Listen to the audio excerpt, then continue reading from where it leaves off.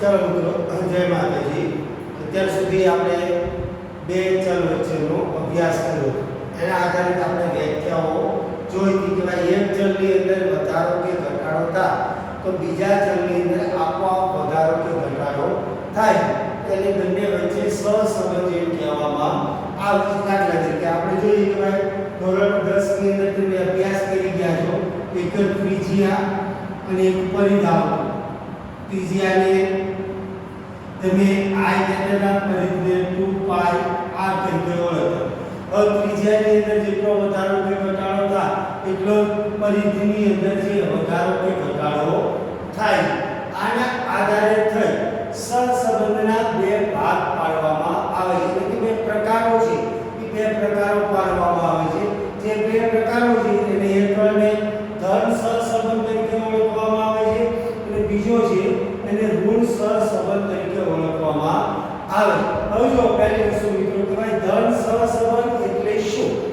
ધન સહસંબંધ એટલે શું કે ભાઈ જ્યારે સહસંબંધિત ચલોની કિંમતમાં થતો ફેરફાર એક જ દિશામાં થતો હોય ત્યારે બે ચલ વચ્ચે ધન સહસંબંધ છે એમ કહેવામાં આવે છે. હવે જો અહીંયા તમને કીધેલું છે મિત્રો કે ભાઈ બે ચલોની કિંમતમાં થતો ફેરફાર.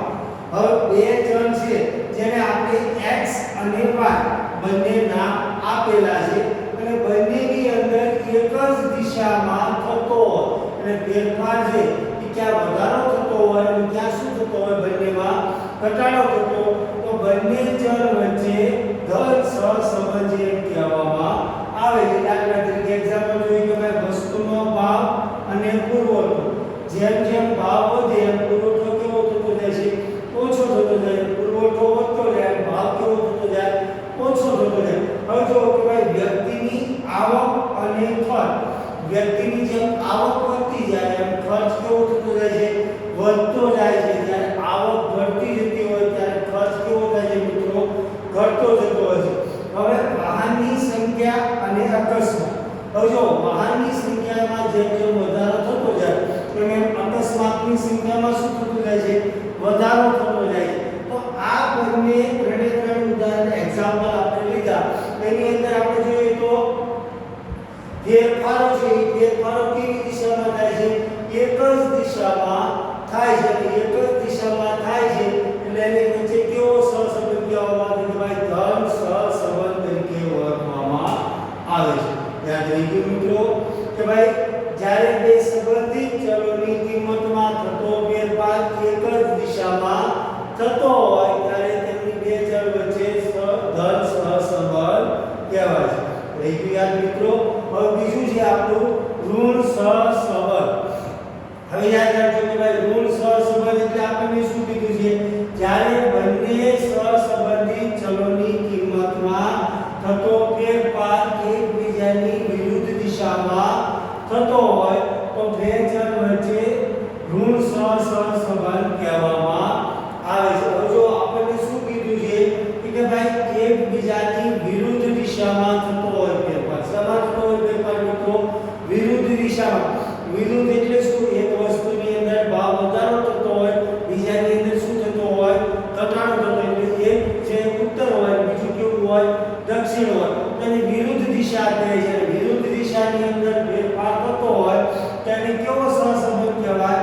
એટલે ઋણ સહસંબંધ કહેવાય. તો એક્ઝામ્પલ તરીકે આપણે જોઈએ કે ભાઈ વસ્તુનો ભાવ અને માંગ.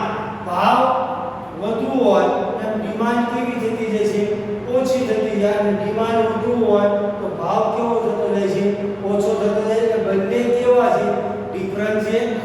કેવી દિશામાં ફેરફાર થાય છે? કે વિરુદ્ધ દિશામાં ફેરફાર થાય. પછી જોઈએ ખર્ચ અને બચત. તો ખર્ચ વધે તો બચત શું થાય છે? ઘટતી જાય છે. ખર્ચ ઘટે તો બચત કેવી થાય છે? વધતી જાય. તો બંનેની અંદર કેવો ડિફરન્સ આવ્યો?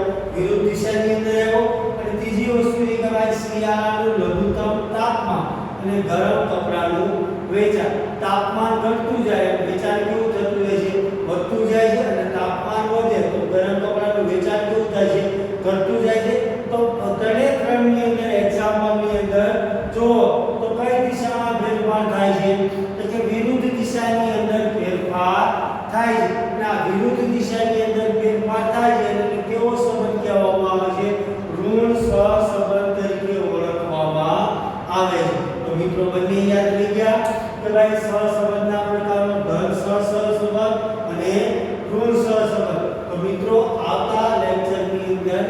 કે જેની પ્રવૃત્તિ કે ભાઈ ત્રણે ત્રણ અભ્યાસની રીતો છે એ અભ્યાસની રીતો